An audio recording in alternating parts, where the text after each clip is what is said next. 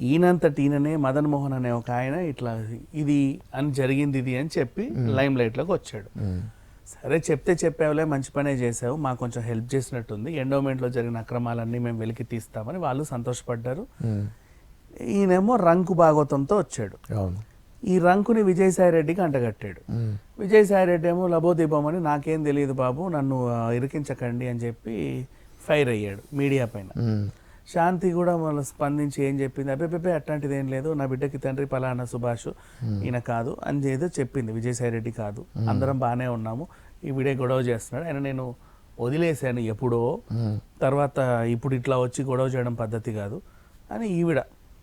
ఎప్పుడో వదిలేయలేదండి 2016లో, మేము 2022 వరకు కూడా బీచ్ల చుట్టూ తిరిగి డ్యాన్స్లు వేసాము, ఎక్కడ పడితే అక్కడ ఈయనే నా మొగుడు అని చెప్పింది. లీవ్ పెట్టడానికి కూడా నా మొగుడు ఇతనే అని చెప్పి సంతకాలు చేసింది. కేవలం ఒక హాస్పిటల్లో బిడ్డకు జన్మనిచ్చిన దగ్గర మాత్రమే తండ్రి పేరు నా పేరు లేకుండా ఇంకొకటి పేరు ఉంది. ఆ ఇంకొకరిని అడిగితేనేమో నాకేం సంబంధం లేదు, ప్లీజ్ నన్ను ఇరికించకు, నాకు పిల్లలు ఉన్నారని చెప్పి ఆయన వాపోయాడు. ఇప్పుడు ఈయన ఏంటి, నా బిడ్డకి తండ్రి ఎవరో ప్రభుత్వమే తేల్చాలి, ఆ బిడ్డకి తండ్రి ఎవరో ప్రభుత్వమే తేల్చాలి, విజయసాయి రెడ్డా, నేనా, లేకపోతే మదన్ మోహన, సుభాష్ రెడ్డి ప్రభుత్వం తేల్చాలి అని అన్నాడు. సరే DNA టెస్ట్ చేసి ఈయన ఏదో వినతి పత్రం ఇచ్చాడు, అంతవరకు బాగానే ఉంది. ఆమె చుట్టూ కూడా అక్రమాలు అన్నీ జరిగాయి, బాగానే ఉంది. అన్ని బయటికి వచ్చిన తర్వాత నిన్న ఏం చేశాడు ఈయన, పార్లమెంట్ ఎదురుగా ధర్నా చేశాడు. ఏమని, నేను ఇప్పటివరకు చరిత్రలో ఫస్ట్ టైం చూస్తున్నా, నాకు నా పిల్లలకి న్యాయం కావాలి అని ఒక ఆడది అత్తారింటి ముందు ధర్నా చేయడం చూసా. నాకు నా పిల్లలకి న్యాయం జరగాలి అని ఒక ఆడది పోలీస్ స్టేషన్ ముందు ధర్నా చేయడం చూసాం. కొంచెం వాళ్ళు ఉంటే ఏ పెద్ద మనిషి ఇంటి ముందో, అత్తగారింటి ముందో, లేకపోతే అసెంబ్లీ ముందో ధర్నా చేసిన వాళ్ళని కూడా చూసాం. కానీ ఫస్ట్ టైం ఒక మొగుడు ఇద్దరు ఆడపిల్లల్ని చేత పట్టుకొని మా ఆవిడ నాకు న్యాయం చేయాలి, నాకు నా పిల్లలకి న్యాయం చేయాలి అని పార్లమెంట్ ముందు కూర్చొని ధర్నా చేశాడు. పోనీ ఈయనేమైనా ఇల్లరిక మల్లుడా తీసుకెళ్లి వదిలేశారా అంటే కాదు, మంచిగానే పెళ్లి చేసుకున్నాడు, మంచి స్థాయి ప్రొఫెసర్, బాగానే సంపాదిస్తున్నాడు, హీ కెన్ టేక్, అంటే ఈ పిల్లల్ని చూసుకోగలడు. చట్ట ప్రకారంగా ఏం జరగాలి, 18 ఏళ్ళు వచ్చే వరకు ఈ ఇద్దరు ఆడపిల్లలు తల్లి సంరక్షణలో ఉండాలి, ఆ సంరక్షణకు సరిపడా సరుకు అంతా ఈయన సరఫరా చేయాలి, కావాల్సినంత చిల్లర కూడా పంపాలి ఈయనే, అంతవరకు ఆ ఏజ్ వచ్చే వరకు. ఇది బేసికల్గా రూలు. ఎంత విడాకుల రూల్ ఉన్నా, మన వివాహ వ్యవస్థ ఎన్ని రాసినా సరే ఇది ఒక రూలు ఎప్పటి నుంచో ఉంది. ఇది ఉల్టా జరిగింది ఇక్కడ. ఈయనని గెంటేశారు, ఈయన రోడ్డున పడి ఇద్దరు ఆడపిల్లల్ని ఎత్తుకున్నాడు, ఆమె నుంచి నాకు భరణం కావాలి, డబ్బులు ఇప్పించండి, నా పిల్లల్ని నేను చూసుకోవాలి అంటున్నాడు. అంటే సరే డబ్బులు ఇప్పించండి అదే అంటే, ఇన్ని రోజులు నేను ఆమెకు బాగా ఖర్చు పెట్టాను, నన్ను బాగా దోచుకుంది అనే ఏమన్నా ఆరోపణ ఉంటే 420 కేసు పెట్టి కొట్లాడండి. కానీ మొగుడు పిల్లల మధ్య నువ్వు ఎన్ని పెట్టినా నువ్వు పిల్లానికి అది పెట్టి వాటిని లెక్కలు తేల్చరు, నగకింత నట్రకింత అని, అది నువ్వు ఇచ్చుకున్నావు అంతే. ఆమె వాడుకున్నావు, ఇచ్చుకున్నావు, మీకు ఇద్దరికి పెళ్లి జరిగింది పెద్దల సమక్షంలో, అది ఎవరు దాన్ని పట్టించుకోరు. ఇప్పుడు ఈయన ఏమంటున్నాడు కొత్తగా, తెర మీద కొత్తగా, మా ఆవిడ వెరీ గుడ్డు, ఆమెకి ఏమీ తెలియదు, అమాయకురాలు, ఇలా ఉండేది, ఆమె కావాలని తీసుకెళ్లి దేవాదాయ పోస్టింగ్ ఇప్పించారు, కావాలనే తీసుకెళ్లి వాళ్ళ దగ్గర పెట్టుకున్నారు, ఆమె చేత కావాలనే ఈ భూములన్నీ 1000 కోట్ల భూములన్నీ స్వాహా చేయించారు, పనిలో పనిగా ఆమెపై అత్యాచారం కూడా చేశారు, ఓ బిడ్డని కూడా కన్నారు, బలవంతంగా బ్లాక్మెయిల్ చేసి అమాయకురాలైన నా శాంతిని నా నుంచి దూరం చేసి వీళ్ళందరూ కలిసి ఇలా డ్రామాలు చేశారని ఈయన కొత్త అభియోగం.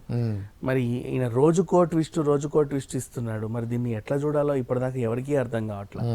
ఓవరాల్ గా అయితే ఈయన వల్ల ఒక మంచి జరిగింది ఏంటంటే, దేవాదాయ శాఖలో జరిగిన అక్రమాలన్నీ బయటపడ్డాయి, ఏ గుడికి ఎన్నెన్ని ఆభరణాలు, ఎంతెంత హుండీ ఆదాయము, వాళ్ళ అకౌంట్లో ఎంత ఉందో ఇప్పుడు తేల్చే క్రమంలో ఉన్నారు. ఏ గుడిలో అక్రమాలు జరిగాయి వాటన్నిటికీ బాధ్యులు శాంతి తర్వాత దేవాదాయ శాఖ మంత్రి అప్పట్లో వెల్లంపల్లి, లేకపోతే విజయసాయి రెడ్డా లేదా జగన్మోహన్ రెడ్డా తెలియాల్సి ఉంది. ఆ విషయంలో అయితే మంచిది అయితే జరిగింది. కానీ ఇప్పుడు ఈయన ఇంకోటి, ఈ రంకు భాగవతాన్ని రాష్ట్రపతి దాకా తీసుకెళ్తా అంటున్నాడు. అవును, ఎందుకు రాష్ట్రపతికి నీ రంకు భాగవతం, ఆవిడకి ఇంకేం పనులు లేవా అంటే, ఆవిడ కూడా ఒక ట్రైబే కదా, ఒక ట్రైబల్ మహిళ రాష్ట్రపతి అయింది, మేము ట్రైబల్స్, ట్రైబల్ దంపతులు జరిగినటువంటి అన్యాయాన్ని రాష్ట్రపతి ముర్ము గారు తీర్చాలి, లేదా లోక్సభ చైర్మన్ తీర్చాలి. ఇదేం డిమాండో నాకు ఇప్పటికీ అర్థం కాదు. రాష్ట్రపతి చేతికి రంకు భాగవతం వెళ్ళిందండి. ఇప్పుడు చరిత్రలో ఫస్ట్ టైం కదా. అవును. ఈయన ఎలా కలుస్తాడు, ఆవిడ ఎందుకు అపాయింట్మెంట్ ఇస్తుంది, ఈ భాగవతం గురించి ఆయన ఏం చెప్పాలనుకుంటున్నాడో మరి నాకు తెలియదు.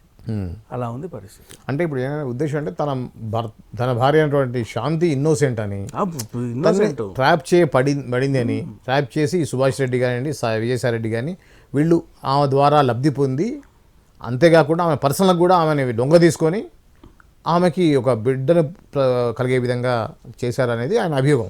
అవును. సో ఇప్పటిదాకా ఏంటంటే భార్య మీద కంప్లైంట్ ఇస్తున్న వ్యక్తి ఇప్పుడు యూటర్న్ తీసుకున్నట్టుగా తీసుకున్నాడు. ఫస్ట్ మరి అట్లాంటప్పుడు ముందే అర్థం చేసుకొని ఫస్ట్ నువ్వు ఇవ్వాల్సిన స్టేట్మెంట్ ఏంటో తెలుసా, ఇప్పుడు ఇచ్చింది అప్పుడే ఇవ్వాలి. అవును. ఏమండి నా భార్యని పలానా ప్రభుత్వ ఉద్యోగులందరూ లొంగ తీసుకొని అత్యాచారం చేసి బిడ్డకి తల్లిని చేసి ఆవిడ చేత చాలా అక్రమాలు చేయించి దోచుకున్నారండి. మా ఆవిడ ఇన్నోసెంట్, ఇలా బిడ్డకు అన్నారు, నేను అప్పుడు దగ్గరుండి లేను, ఫారిన్ లో ఉన్నాను, మా ఆవిడకి నాకు న్యాయం చేయండి అని అప్పుడే వచ్చుంటే అవును ఇప్పుడు ఈ కథ అంతా ఇంకోలాగా ఉండేది. కరెక్ట్. ఇప్పుడు నువ్వు చెప్పేది నిజమైనా, ఇన్ కేస్ నిజమైనా కూడా అది నీ మానసిక స్థితి ఎలా ఉందా అనే డౌట్లు వస్తాయి. పరిస్థితి అలా ఉంది పరిస్థితి. రోజుకో ట్విస్ట్ ఏంటో ఈ శాంతి. కానీ ఇప్పటిదాకా తేల్లా ఆ బిడ్డకి తండ్రి ఎవరు అనే విషయం. మరి దేవుడే చెప్పాలి. నన్ను అడిగితే ఇప్పుడు అప్పట్లో ఇట్లా జపం చేయగానే సూర్యదేవుడు ప్రసాదించినట్టు ఆవిడకి అలా వచ్చిందేమో బిడ్డ ఇలా ప్రసాదించగానే. డిఎన్ఏకి వెళ్తే సాల్వ్ అయింది ప్రాబ్లం. అది కోర్టులో కేసు పెట్టాలి, ఫైల్ చేసిన తర్వాత జడ్జి గారు చెప్పాలి పలానా ఆయనకి డిఎన్ఏ టెస్ట్ చేసి రిపోర్ట్ తీసుకురండి అని. అవును. ఆ రిపోర్ట్ తీసుకొచ్చినంత ట్రయల్ నడిచిన తర్వాత ఎప్పుడో తేలుతాయి అయ్యి. అవును. మనం అనుకున్న వెంటనే రాత్రి పడుకొని తెల్లారలేవగానే డిఎన్ఏ రిపోర్ట్ అని రాదు. సో అంత ప్రాసెస్ ఉంటుంది. కానీ ఇప్పటికీ ఈయన ఎలిగేషన్ పాస్ చేసినప్పటి నుంచి విజయసాయి రెడ్డి మీద పడ్డ ఈ నింద ఏదైతే ఉందో మొత్తం రాష్ట్ర వ్యాప్తంగా జరగాల్సిన డ్యామేజ్ అయితే బలంగా జరిగింది. పనిలో పని శాంతి చేసిన అక్రమాలు కూడా బయటకు వచ్చాయి. ఇప్పుడు ఆ శాంతే చెప్పాలి సమాధానం. లేదండి నేనే కకృతి పడి దోచానను, లేదు నా చేత పలానోళ్ళు చేయించి నీకింత నాకింత అన్నారు అందుకు ఒప్పుకున్నానని చెప్పాలి. ఇంకొక అభియోగం కూడా ఉంది, అమ్మాయిల సప్లై కూడా చేసింది అని. దానికి కూడా ఆన్సర్ తేలాల్సిన అవసరం. ఇప్పుడు ఖచ్చితంగా అక్కడ అక్రమం జరిగింది అనిపిస్తుంది. ఎందుకంటే సుభాష్ రెడ్డి అనే వ్యక్తి పబ్లిక్ ప్రాసిక్యూటర్లో రెవెన్యూ చూసే అతను. అవును. భూములకు సంబంధించి చూసే అతను. అవును. ఈమె ఎండోమెంట్స్ లో ల్యాండ్ సంబంధించి ల్యాండ్ చూసేది, ఆయన రెవెన్యూ చూసాడు. విజయసాయి రెడ్డి జగన్ గవర్నమెంట్ ఉన్నప్పుడు ఆయన విశాఖపట్నం ఏరియాలో ఉన్నటువంటి అన్యాక్రాంతమైన భూముల్ని ప్రభుత్వానికి అప్పగించే బాధ్యత తీసుకున్నటువంటి వ్యక్తి ఆయన. సో ఈ ముగ్గురు కూడా ఖచ్చితంగా కలిసి పని చేశారు అనేది 100%. అందుకే ఆ టైంలో వెల్లంపల్లి శ్రీనివాస్ అమాయకుడేమో. అంతే వీళ్ళ అక్రమాలకి ఆయన అడ్డుగా ఉన్నాడని ఆయన తీసేసి మళ్ళీ సత్యనారాయణ పెట్టి అంతే కావచ్చు. అంతే ఉండొచ్చు. అదే అయి ఉండొచ్చు maybe. Okay, right. Thank you. ఇది అండి ఏదైతే శాంతి కేసు సంబంధించి మదన్ మోహన్ రీసెంట్గా ఢిల్లీలో ఏదైతే చేశాడో దానికి సంబంధించినటువంటి ఇది చూడాలి. ఈ కేసు ఇంకా ముందు ఎటువంటి ట్విస్టులు తీసుకుంటుందో అనేది మనం వేచి చూడాల్సిందే. అంతవరకు చూస్తూనే ఉండండి Sneha TV. Sneha TV, please like, share and subscribe Sneha TV.